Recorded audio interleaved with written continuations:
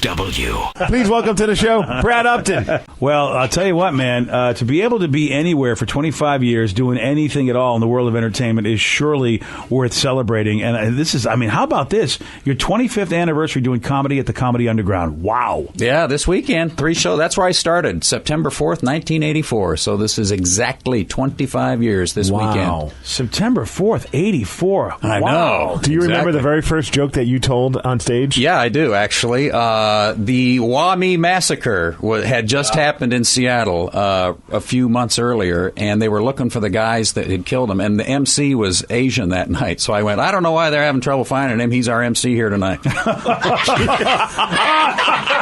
That's funny. Damn. Only time I ever used it, too. I mean, it was the only joke, but that's the first thing I said. Oh, he thought it was good, I think. I hope so. I think. You're very funny. So a handful of people got their back to you when the show starts. That sucks. And they don't turn. Sometimes they don't turn the show. So I'm giving this guy a bad time that's got his back to me. And I get off stage a few times and I walk down and around to his face so he can see me. And this is getting big laughs because now I'm explaining the jokes and he won't turn around. And then I go back on stage. All of a sudden there's a commotion at the table and I look and I go, oh, God, that's the guy I'm talking to. And he's just slumped forward. Show's over. Call the ambulance. He's dead? Wow. Oh, how God did you bless him. He's dead at 98. I'm telling you, part of me feels horrible, and part of me went, that was great. And that was at a country club? Yeah, country club. The show's over. I was 30 minutes into about an hour show, and turn the lights on, call the ambulance, get the doors open. We got to get him out of here and put him on the thing. He was alive by the time he left. I called a couple days later. They went, nope. Oh, wow. That's a whole different type of a heckler. Jeez. That's good comedy, though, don't you think? Now, how do you... Somebody's dead, Brad. How do you broach... It's 25 years. Out of all the people that have come to the show, 5,000 shows. Yeah, you never know who kills himself after the show, too, right? I mean... Yeah, that's true. You mean, like, actually hated the show so bad they off themselves? Well, or something that you did in your act that triggered their, insecurities or whatever. Thanks for bringing that up. Jumped out into oncoming traffic. I was trying to look at it as a positive, and now you're making me feel bad. Well, I know when I saw you, I contemplated. Yeah, really. Well, there you go. That's nice.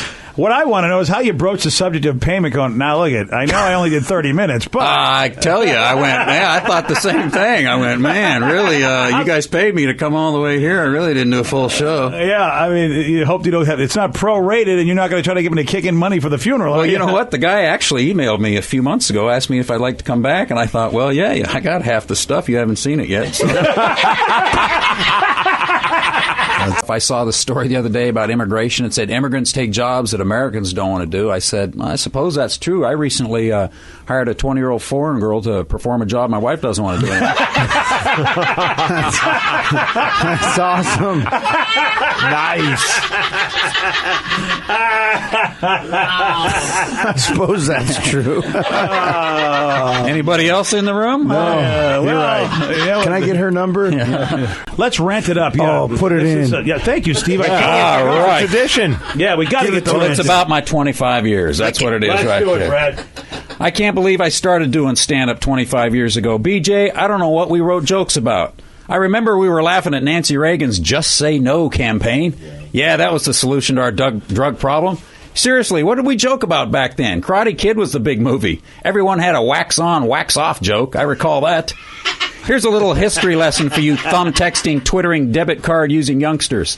This was what it was like back in '84. The first CD player went on sale, and everyone said, there's no way I'm replacing all my albums and cassette tapes. These CDs suck. Guess what else happened in '84? The AIDS virus was first identified. That's right, it was like the vag police rolled into town and all the promiscuity was over.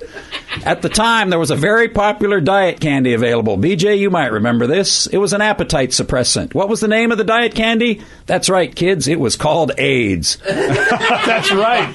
You remember that? I do. A-Y-D-S. What was their slogan? Here's the slogan. Why take diet pills when you can enjoy AIDS? It's so true. I remember those. Go ahead and Google it, folks. Yeah. Well, needless to say, the sale of AIDS kind of tailed off just after that. Oh, sure, you could lose weight with the new AIDS, but it probably wasn't the diet plan you were hoping for. Back in '84, Seattle politicians were telling us that a light rail system was just around the corner. I-90 wasn't connected to I-5. We just had these giant off-ramps to nowhere that weren't connected to anything. You could smell delicious roasting hops as you drove down I-5 past Rainier Brewery on your way to the Kingdome to watch Dave Craig and Steve Largent or watch an NBA game. Of course, back in '84, just like now, soccer was a suck-ass sport. Back in '84, Boeing could deliver an airplane on time. Why? Because they built all the parts here, you stupid Boeing outsourcing managerial morons. Don't blame it on the machinists. Maybe they could machine it if the part was here. Let's put this wing on here from Italy. Whoops, damn, looks like the wing could fall off. Who would have guessed that the same people that built Fiats can't make a wing? When